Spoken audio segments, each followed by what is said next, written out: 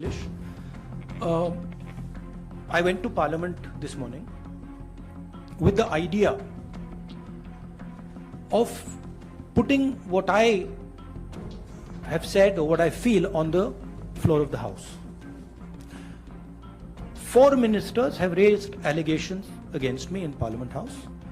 It is my right to be allowed to speak on the floor of the House. I requested the Speaker today.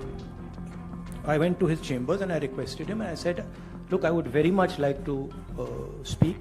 I told him that people from the BJP have made allegations against me, and as a member of Parliament, it is my right to speak. He was non-committal. In his way, he smiled. But I'm hopeful that I will be allowed to speak tomorrow.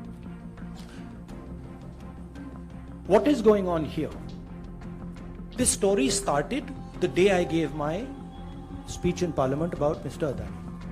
And I asked some fundamental questions to the Prime Minister about his relationship with the businessman,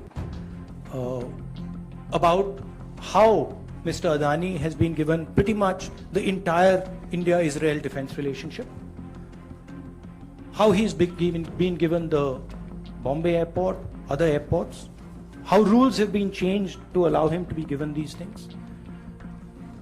What happened in Australia between the Prime Minister, Mr. Adani, and the Chairman of the State Bank and one of the Chief Ministers of one of the states in Australia. That's a picture that is visible to everybody. Why is the Prime Minister of India sitting with the State Bank Chairman and Mr. Adani and an Australian leader? What is he discussing, and why after that discussion is almost $1 billion pledged by the State Bank to Mr. Adani?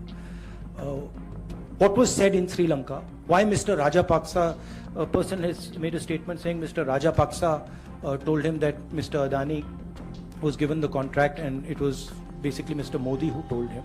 The same in Bangladesh. So these are relevant questions. And the whole idea is that these questions must not be on the table. And that is why this whole exercise of 4 or 5 ministers, the Prime Minister giving a speech to distract from this fundamental question, which is what is the relationship between the Prime Minister of India and Mr. Adani and his companies, and more importantly, whose money is in these shell companies? Who is this unknown person whose money is in these shell companies? What is his relationship with Mr. Adani? These are the questions. I would like to go into the details with you.